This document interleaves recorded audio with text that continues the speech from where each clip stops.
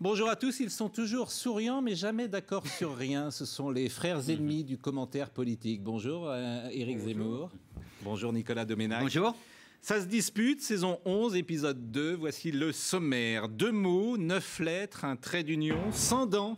L'expression a embrasé les médias, déchaîné la toile et désespéré l'Élysée. Merci pour ce moment. Valérie Trierweiler débarque en librairie. La rentrée littéraire, c'est maintenant, et le changement, c'est sans dents. Najat Vallaud-Belkacem serait-elle la cible préférée des cathos et des fachos, comme s'il n'était pas possible d'être à la fois une femme, une arabe et une ministre? Au moins 3 raisons d'en énerver certains. François Rebsamen veut fliquer les chômeurs. Quand elle est en campagne ou dans l'opposition, la gauche pratique la calinothérapie. Quand elle gouverne, elle sort le bâton et ne propose pas de carottes. La gauche parlerait-elle comme la droite? Les masques tombent et les tabous trébuchent. Steven Sotloff avait 31 ans. Il est le 2e otage américain que l'État islamique exécute. L'effroi et la colère ont saisi le monde entier. La France doit-elle bombarder l'État islamique aux côtés des USA? La question est posée. C'est bien évidemment l'affaire de la semaine, le livre de Valérie Trierweiler qui est désormais en librairie avec cette citation et cette formule sans dents que vous avez entendue depuis quelques jours. Je vais vous poser une question qui va vous paraître naïve et peut-être est-elle même très, très sotte. Quand on a dépassé les bornes, il n'y a plus de limites. Est-ce que c'est grave, Éric Zemmour? Est-ce que c'est grave, cette citation de qualifier le président de la République, de dire qu'il parle des pauvres sans dents? Cette expression d'ailleurs qui arrive de l'univers de Victor Hugo, c'est Fantine dans Les Misérables qui n'a pas de dents. Écoutez, c'est drôle parce que on a l'impression, je disais la semaine dernière, vous vous souvenez, il peut être sous l'eau, il prend l'eau, il passe pas pour courageux. Quand ça veut pas marcher, ça veut pas marcher. Et là, c'est toujours la même chose, c'est-à-dire son humour, Monsieur Petite Blague, qui avait fait son charme et qui est toujours cette ironie par rapport à tout, même par rapport à la misère, etc. Ben là, ça se retourne contre lui. Et donc maintenant, c'est parti. Ça sera comme Casse-toi pauvre con de Sarkozy, ça sera Sans dents de Hollande. Même si, évidemment, il faudrait remettre dans le contexte que c'est de l'ordre du privé, que c'est de l'ironie, que c'est un bon mot, qui vendrait son père et sa mère pour un bon mot, etc. etc. Mais ça ne sert, tout ce que je dis ne servira à rien. Et ça sera balayé par la détestation de François Hollande qui monte et qui se nourrit de tout comme une espèce de monstre. La question, c'était est-ce que c'est grave? Non, mais c'est très grave. Moi, je crois que c'est très grave, mais c'est pas très grave que pour François Hollande, c'est très grave aussi pour Valérie Trierweiler, c'est très grave pour nous les journalistes, c'est très grave pour tout le monde. D'ailleurs, qui sommes, je trouve, tirés par le bas dans cette politique au niveau du caniveau. Bon, mais je vais y revenir. On va commencer par le début parce qu'il faut commencer quand même par là. C'est-à-dire que ce livre, c'est une vengeance personnelle et politique. Personnelle parce que au fond, c'est la réplique. En 320 pages à un communiqué de licenciement en quelques phrases. Et ces 320 pages sont pires que ce qu'on a lu dans Match. Il faut aller dans ce livre que d'ailleurs chacun va acheter en disant c'est pour ma femme, c'est pour mon mari, c'est pour ma cousine. Lisez les interviews des libraires, c'est terrible. Tout le monde a presque honte de le lire pour soi. Donc quand vous lisez ça, vous voyez, parce qu'on se vautre dans l'intime. Je veux dire, on se vautre dans la chambre à coucher, on se vautre dans un couple, dans l'histoire intime d'un couple qui se déchire. C'est terrible. Et Hollande, l'homme Hollande, le bonhomme sympathique, drôle que tu évoquais, il apparaît comme tous les hommes, mais pire que tous les hommes. Et c'était la dernière chose qui restait d'une certaine manière de François Hollande. Dans sa cote de sympathie. C'est pour ça déjà que c'est politique d'ailleurs. C'est-à-dire qu'il apparaît comme hypocrite, veule, inconstant, irrésolu, lâche, menteur, que sais-je encore, tout. Alors, en tout cas, c'est la version de la femme trompée qui est donnée là et qui a une once de vérité parce que c'est du vécu ce qu'elle raconte, même si c'est exacerbé. Et alors en plus, elle exhibe de son statut de journaliste, qu'elle a d'ailleurs complètement oublié à plusieurs reprises. Et c'est là, je dis aussi, où c'est grave pour les journalistes, parce qu'au fond, on voit que journaliste politique, cul et chemise, etc., ce qui est le cas de le dire. Et que vraiment, le manque de distance, le manque de pertinence de sa démarche, elle, comment elle ne savait pas tout ça, comment a-t-elle pu aimer cet homme, et comment elle ne savait pas que le pouvoir est dur. Elle était alors, amoureuse. Je termine. Elle était amoureuse. Mais alors, si la passion égare avant, elle égare aussi maintenant. Hein, je veux dire, là, bon. Mais politiquement, je termine, Pascal, excusez-moi, politiquement, là où c'est terrible, et c'est qu'au fond, elle touche le président qui disait ne pas aimer les riches. Il est présenté par Cosette, comme elle se met en scène elle-même, et c'est toute la force stratégique de son livre, hein, parce qu'elle dit « je suis une fille de la ZUP », et là, il a méprisé ma famille, hein, en disant que c'était des bidochons, quoi, ils sont pas Jojo, les maçonneaux, etc. Et c'est la morsure des sans-dents, quoi, hein, et c'est une morsure au sang, c'est une morsure au cœur, et c'est terrible. Alors, moi, je t'écoutais... Avec intérêt, mais j'imagine ce qu'un misogyne va pouvoir en dire. Avec passion dans ta diatribe magnifique, exaltée, c'est ce que j'ai lu, mais passionnée, passionnante, je le dis. Mais j'aurais pu, d'ailleurs, avec moins de talent, dire la même chose. Exactement. Mais en t'écoutant, je me disais, mais pourquoi dit-il ça? Je vais te le dire. Tu as le monde que tu voulais.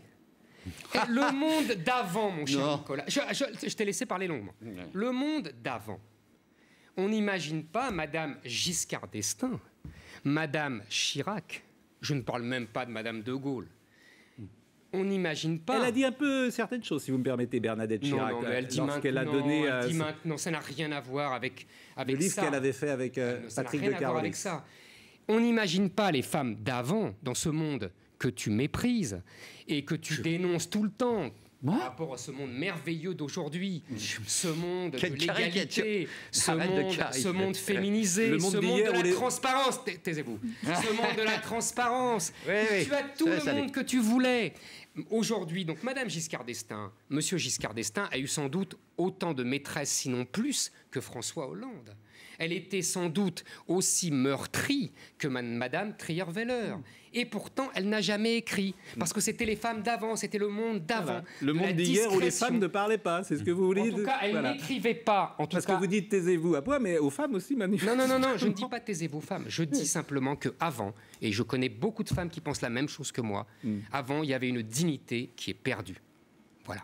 Oui, mais ça et que là, le monde de Domenech, on l'a. Donc, c'est Dieu rit de ceux qui déplorent les effets dont ils chérissent les causes, mon cher Nicolas. Tu ne peux pas cracher sur quelque chose. Mais non, je ne suis pas simpliste du tout. Non, il ne faut pas être caricatural. Faites un effort. Faites un effort pour une fois. Au contraire, ça serait facile pour moi de te dire tu as raison, je suis d'accord avec toi. Parce que je suis d'accord avec toi. Je suis scandalisé par ce livre. Je trouve ça honteux, indigne. Donc, je suis d'accord avec toi. Seulement, j'aimerais que tu t'interroges sur le monde que tu as voulu et qui donne Valérie Trierweiler. Non, c'est pas parce que je déteste le monde d'hier comme monde du mensonge, monde qui imposait le silence aux femmes et la domination des hommes sans partage, que je serais l'apologue de toutes les transgressions. Je te rappelle que sur ce plateau, j'ai toujours aimé citer la phrase de Camus, celle que son père lui avait dit, mon petit Albert, être civilisé, c'est savoir se retenir. Non, être un homme, c'est celui qui s'empêche. C'est savoir se retenir. Mais en l'occurrence, on n'est pas dans un monde d'hommes, on n'est plus dans le monde du père de Camus. Non, mais on n'est pas dans le monde de 14. On est dans un monde de femmes et on a ça. On peut réclamer. Et les femmes en ont honte. On peut réclamer plus. Oui, parce que l'image qu'elle offre aux femmes. C'est bien ce que je dis. Elle est gouvernée par leurs émotions, par leurs passions, incapable de prendre de la distance avec les situations. Je te répète, c'est le monde que tu as voulu. C'est pas le. Non. Mais si. Mais. On n'est pas responsable de toutes les dérives. Quand on cherche le progrès, ça ne veut pas dire que tout ce qui se produit, au fond, doit être présenté à charge. Ça, c'est pas juste. Mais si, c'est très juste au contraire. C'est au contraire. Non, mais il faut prendre en compte les dérives pour justement pouvoir les corriger. Ce n'est pas une dérive. On est au cœur du monde d'aujourd'hui. On est au cœur. Je suis désolé, ce nombrilisme, cette ostentation des sentiments et des colères, on est au cœur du monde d'aujourd'hui. C'est le monde de la télé-réalité. Je comprends bien. C'est là où tu dérapes complètement. C'est que pour toi, c'est la féminisation qui conduit à tout ça. Voilà, parce qu'au fond, il n'y a plus de rationalité. C'est le monde de la déraison qui l'emporte. Mais c'est tellement caricatural. C'est la réalité. Mais non. Mais la réalité est caricaturale. On va écouter, si vous me permettez. Mais une ou deux réactions. Je vous écoute avec beaucoup d'intérêt. C'est de la faute des femmes, j'ai bien compris. J'ai pas dit ça. C'est la féminisation du monde. C'est pas pareil. Alors j'ai rien compris. C'est la lâcheté des hommes. J'ai rien compris. Mais c'est possible. Pascal Pro, c'est la lâcheté des hommes. Oui, c'est pareil. C'est ça. La féminisation du monde. Il veut des hommes, des vrais, virils, les femmes en sont qui aient du poil aux pattes. Je parle à beaucoup de femmes qui ont honte de ce comportement. Voilà. des durs et des tatoués. Alors, Non, on va du tout. écouter des réactions politiques et tout d'abord Marine Le Pen qui s'est exprimée justement d'abord sur cette formule sans dents. La formule est abjecte. Et Si elle moi, a je été ne suis, prononcée, si elle elle a est été abjecte. prononcée, je crois qu'elle elle révèle, elle révélerait une face de François Hollande qui ruinerait définitivement son image à l'égard de ceux, bien entendu, qui lui ont fait confiance. À l'évidence, François Hollande est dépeint comme cynique et indifférent, et l'auteur souhaite visiblement que cela se sache. Et ce cynisme et cette indifférence, à l'évidence, est préoccupant. Donc je pense que c'est aussi une information qui est utile. Ce qu'il fait en politique, il y a suffisamment de griefs à lui reprocher sans aller savoir comment il se comporte avec ses maîtresses préférées. En général, quand les séparations sont douloureuses, il y a du ressentiment. Voilà, donc je ne suis pas sûr non plus qu'on puisse politiquement en tirer des leçons sur la personnalité des uns et des autres. Alors, on se vautre dans l'intime, disiez-vous, et il y a deux nouvelles citations que je voulais vous proposer de Valérie Trierweiler. Elle dit « Il tient à sa personnalité comme à une drogue dure et se laisse influencer par tout ce qui est écrit. » Et elle ajoute « À chaque nouveau sondage, je le vois se décomposer, il a besoin d'un coupable. Et ce coupable, c'est moi. » C'est terrible d'ailleurs, parce qu'on a l'impression vraiment c'est d'une banalité, le couple lambda. Ouais. Donc voilà, on est dans l'intime là. On est dans l'intime, mais elle n'est pas le centre non plus de la vie politique française et des préoccupations de François Hollande. Non, ce que je crois, et ce sur quoi il faut revenir, parce que c'est aussi au centre du désaccord que j'ai avec Éric Zemmour, et ce que je trouve un peu ignoble dans ce livre-là, c'est que on ne peut pas réduire l'homme à un tas de misérables petits secrets. Et que Hollande ne se résume pas à ce cynisme pauvre, anti-modeste, tel qu'elle le présente, en disant qu'il aime que les pommes de terre de Noirmoutier et pas les pommes de terre de tout venant, qu'il jette la viande quand elle est sous un sac plastique, etc. Elle accumule des détails comme ça qui sont mais insupportables, parce qu'on peut très bien dire aussi que Hollande, à certains moments dans sa vie, a fait des choix politiques, et c'est là mon désaccord avec Éric Zemmour, il a fait des choix politiques pour les gens plus modestes. Je veux dire, c'est une ligne politique qu'il a suivie. Alors, il n'a pas fait assez, c'est le reproche que je lui fais. Loin d'en avoir fait assez, c'est mon combat depuis le début de ce quinquennat, où je le trouve en dessous de la main, mais n'empêche... Ségolène Royal avait raison de dire quand même, on ne peut pas ne pas le dépeindre comme cette espèce d'arriviste jouisseur et lâche. Mais alors, justement, il rame, Domenech. Moi, j'admire. Non, je trouve que c'est injuste. Vous le connaissez. Moi, je pourrais faire je le connais depuis 25 ans. Il est exactement comme ça. Il est cynique. Vous n'avez pas dormi avec lui, quand même. Non, mais pas. Je le connais pas aussi bien que Valérie Trierweiler, mais j'ai moins de passion, j'ai moins de ressentiment. Moi, je suis froid. Moi, ça ne me choque pas quelqu'un de cynique. Je pense que pour être un politique de ce niveau, il faut être cynique. D'où la question, est-ce que c'est grave ? Donc voilà. Donc moi, ça me gêne pas du tout. Et son humour, dont on parlait tout à l'heure, on le connaît depuis 25 ans. Et son côté irrésolu, son côté obsédé par les dépêches AFP et par les sondages, il l'était déjà quand il était premier secrétaire du PS. C'est pas une découverte. On a écrit des centaines de papiers pour dire ça. Il n'y a rien de nouveau. Il n'est pas que ça. Et au fond, si, mais que ça. Sa façon de le décrire me fait penser à tous ces romans, d'ailleurs, ce qui se passe dans la vraie vie. C'est-à-dire que l'être qu'on a aimé, on le bascule vers sa face sombre et on le réduit comme ça uniquement à son côté obscur. Je veux dire, les hommes, ils sont plus compliqués, plus divers et plus riches que cette ramassis. Il faut bien comprendre que... C'est-à-dire que les hommes tournent les pages et parfois les femmes brûlent les pages. Non, mais c'est pas ça, c'est qu'elle a brûlé. Elle aussi, depuis le début, c'est un boulet pour lui. Depuis le début, depuis l'inauguration de sa présidence, quand elle est allée serrer les mains à toutes les personnes invitées, ce qui ne s'était jamais fait. Jamais. Elle n'est pas élue. Elle a été élue par personne, je l'avais dit à l'époque. Quand, évidemment, le tweet pour soutenir l'adversaire de Ségolène Royal, c'est elle qui, depuis le début, mélange le privé et le public. Donc les deux sont exactement comme ils sont. Voilà. Non, c'est vrai qu'il y a une grande part de responsabilité dans toute cette affaire. Hein.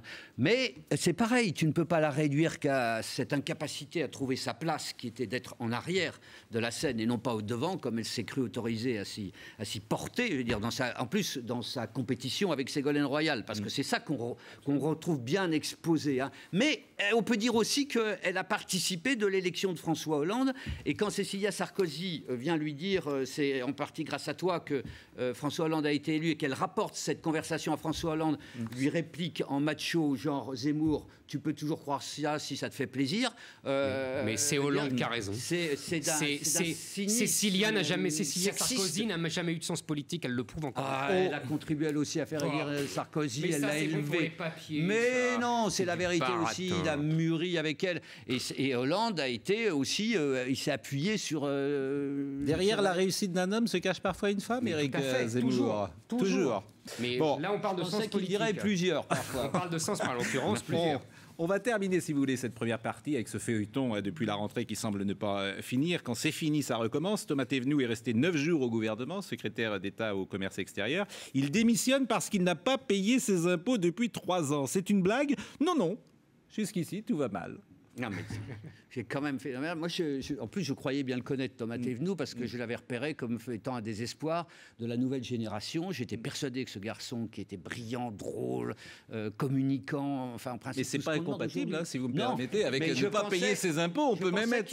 qu'il avait compris que la gauche, Éric Zemmour, avait en l'occurrence en la matière pris des lois qui impliquaient la transparence, Éric Zemmour, qui faisait qu'on devait déclarer ses impôts. Donc au lieu, on pourrait féliciter le gouvernement pour une fois d'ailleurs, entre parenthèses, d'avoir fait une loi efficace. Voilà, il n'y en a pas 36. Éric Zemmour. Mais comment a-t-il pu se dédoubler dans sa personnalité, c'est-à-dire courir après un ministère en ne payant pas ses impôts? Pour moi, là, il y a des mystères qui m'échappent. Éric Zemmour déclare plus facilement peut-être ses impôts que sa flamme aux jeunes femmes. En tout cas, on en parle. Tout pas dans des livres. En tout cas, nous en parlons. Nous continuons, ça se dispute. Nous revenons dans une poignée de secondes.